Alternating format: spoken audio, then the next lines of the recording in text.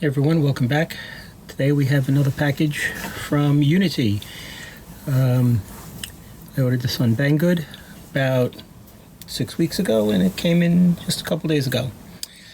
So what we're looking at is the Uni-T model UTG932E function waveform generator. Let's have a look.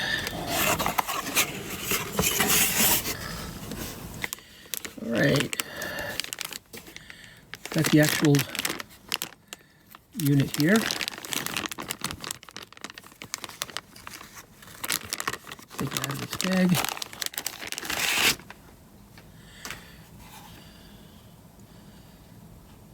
Not a bad looking little piece of equipment.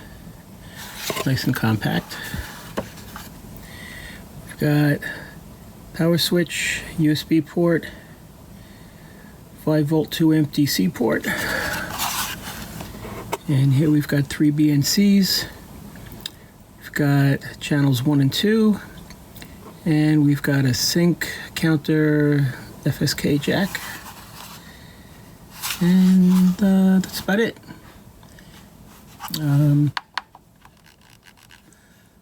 Encoder feels nice. Buttons seem good. Not overly big, but hit them pretty well. Let's see what else we have.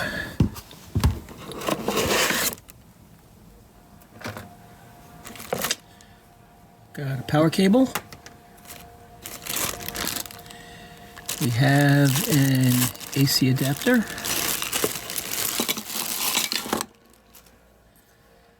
US and European plugs. Let's slide that in place. We've got a BNC to alligator clip and a BNC to BNC cable. And we have some instructions on how to go to their website and download the manual and software. All right, that's all that's in the box. So let's unwrap the power cable.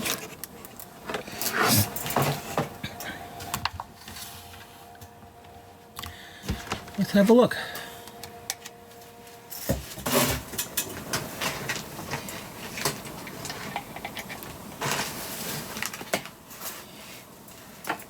Get this plugged in.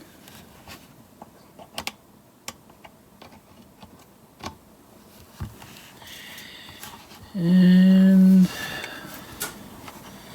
let's turn her on.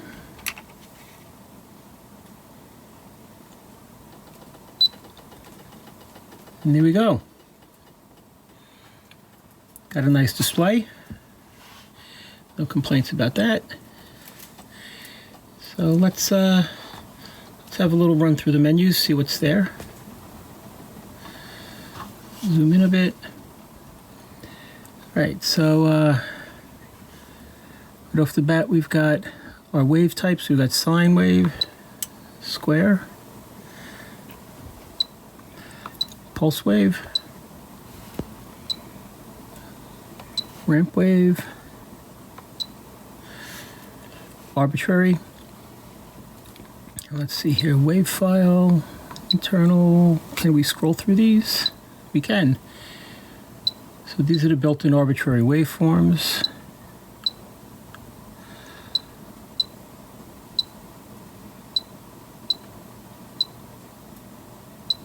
Some look kind of interesting. Let's see here. 23. We go back. All right, so it's got 24 built-in waveforms.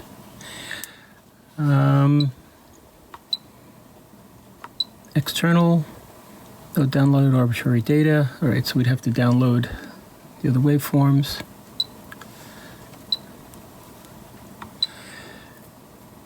So looking through the menus here, we can set the frequency, or we can set the period. It's nice. Set the amplitude.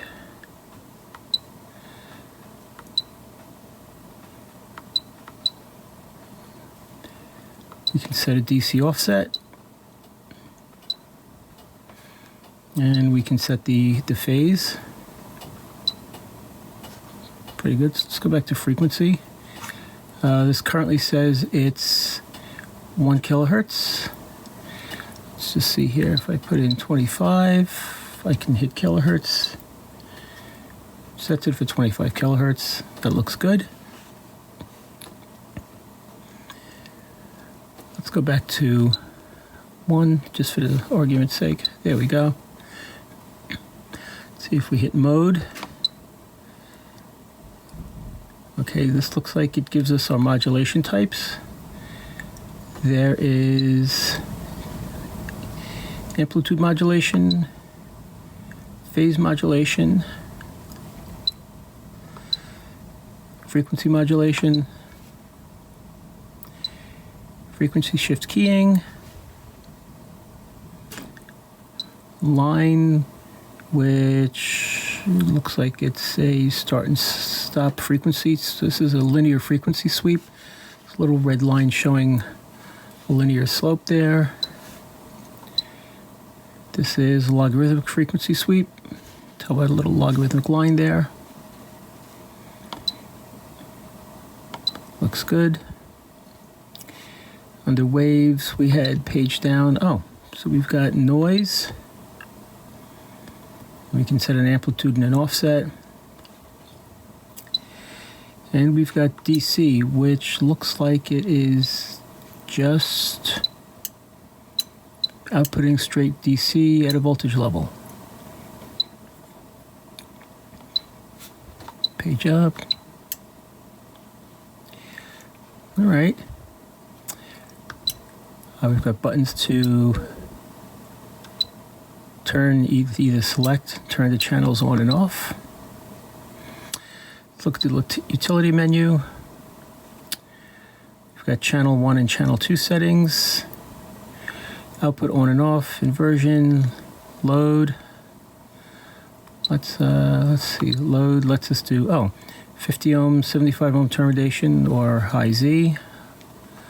Leave that at high. Amplitude limit, and we've got an upper and a lower limit that we can set.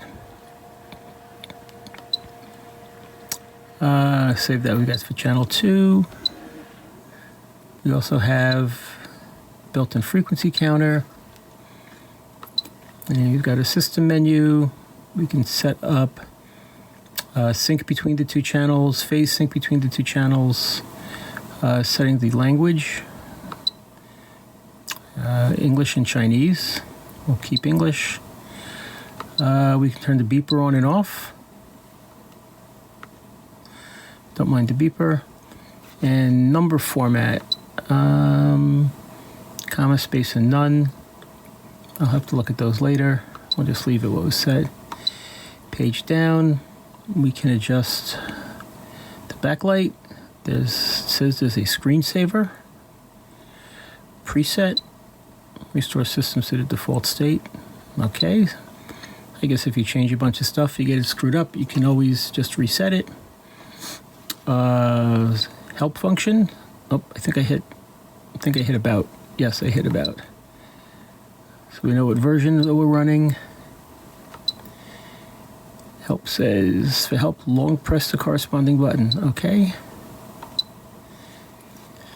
And that's it. That's it for the menus. It's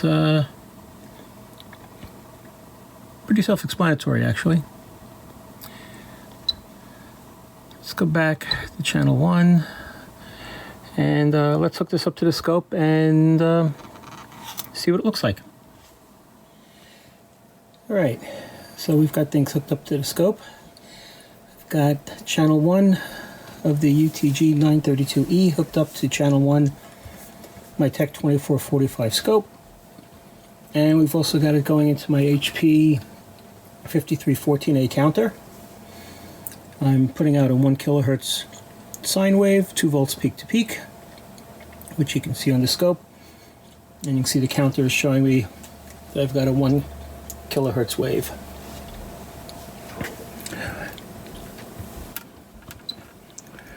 So if we go up here and change the frequency, 2 kilohertz. 3, 4, 5.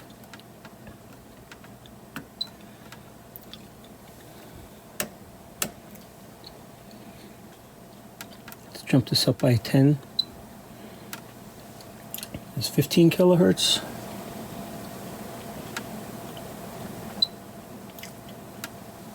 25.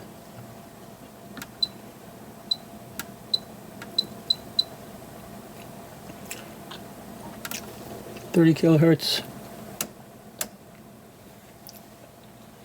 Looks pretty good. Let's see if we can push this all the way up. Let's put in 1 megahertz.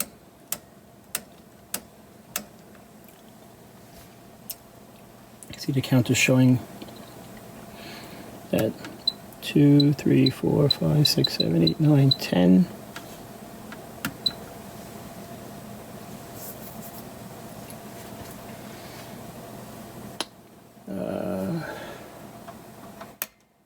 There we go. Let's drop the resolution up a little bit on the counter.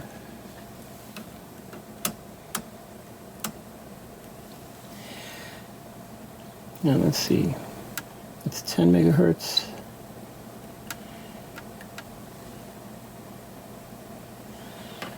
Having a little trouble settling in here.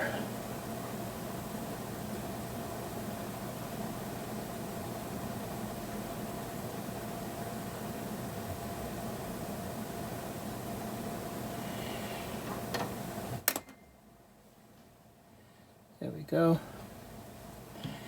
And 30 megahertz. So, yep. I'll definitely do 30 megahertz sine wave. Let's pop this back down to 1.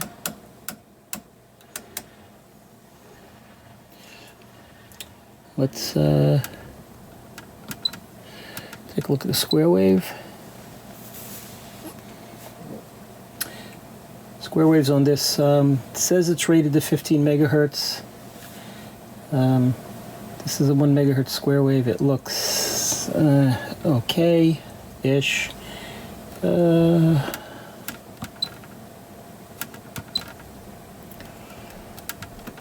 Let's take that down a bit.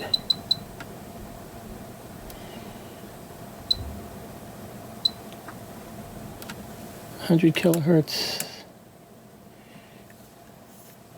Well, looks better.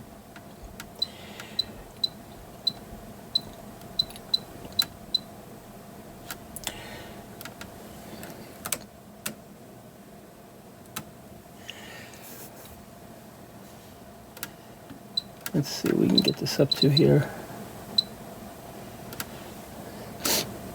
All right, this is 5 megahertz square wave. It's looking kind of sad.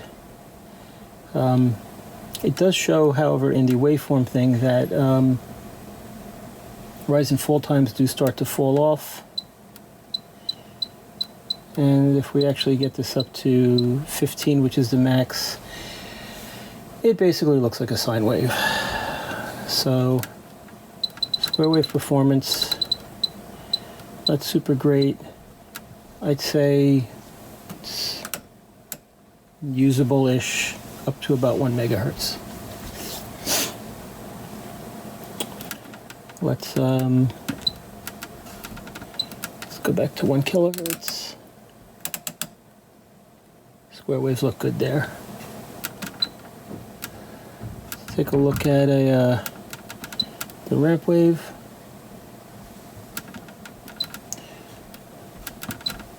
Looks good.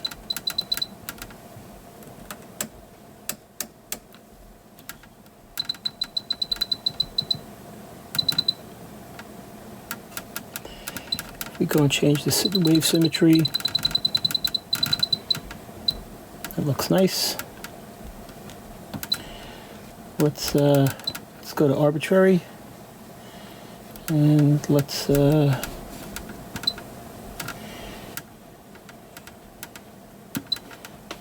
kick this back to 1 kilohertz. And let's run through the waves, see how they look.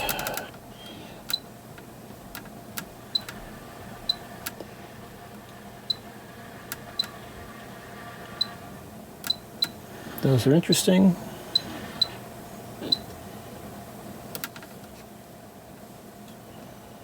Go.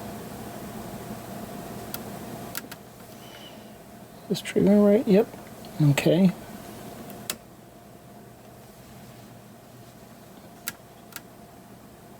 Interesting. Sync wave that.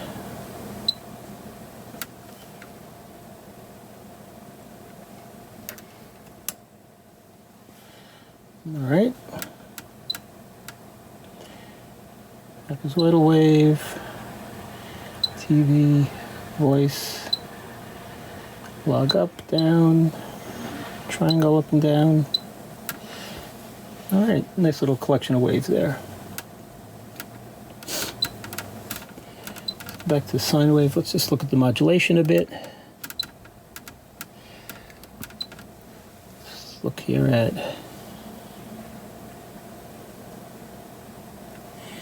some AM mod.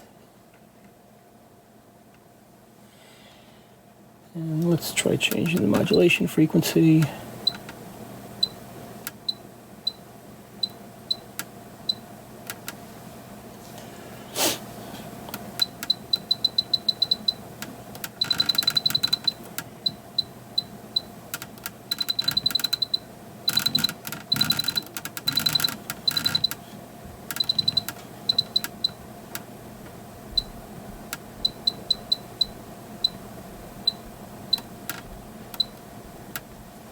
All right.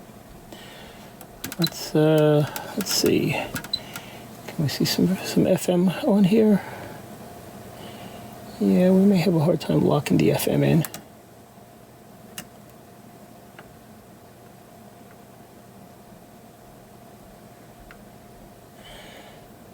This is where a digital scope would come in handy.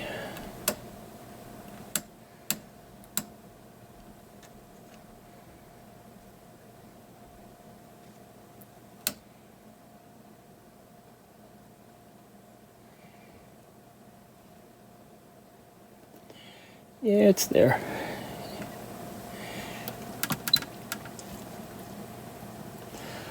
Let's look at the sweep.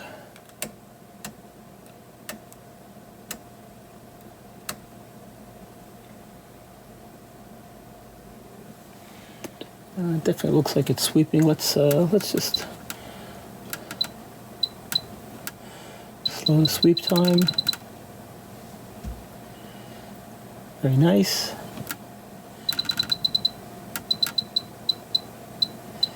All right. Pretty good. Let's just take a quick look at the noise wave. And it looks pretty noisy. All right.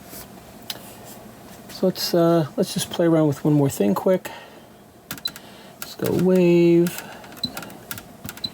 Go back to the sine wave. Let's go into XY mode here.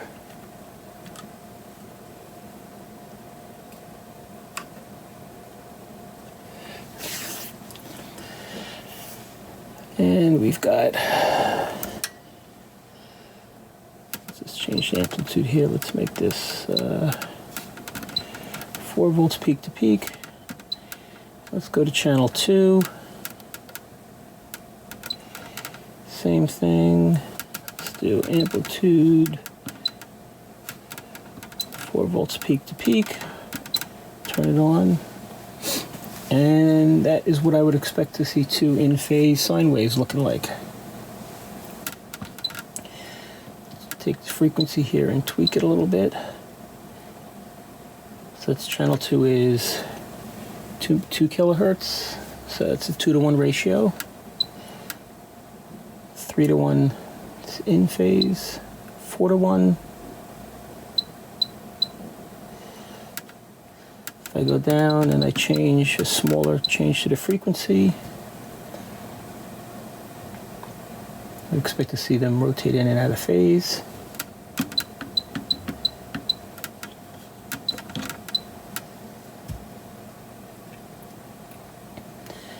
So yep, both channels work simultaneously. Looks pretty good. Alright, so that was a quick look at the Uni-T UTG932E arbitrary waveform generator. It's 2 channels, 30 megahertz. Cost about $85 off of Banggood. All in all, pretty good value. I have very few complaints with it. Certainly more than I need for what I'm going to play around with. So if you're in the market for an inexpensive 2-channel function generator, I'd say go check it out. I think you'll be happy with it. Alright, thanks for watching. Until next time.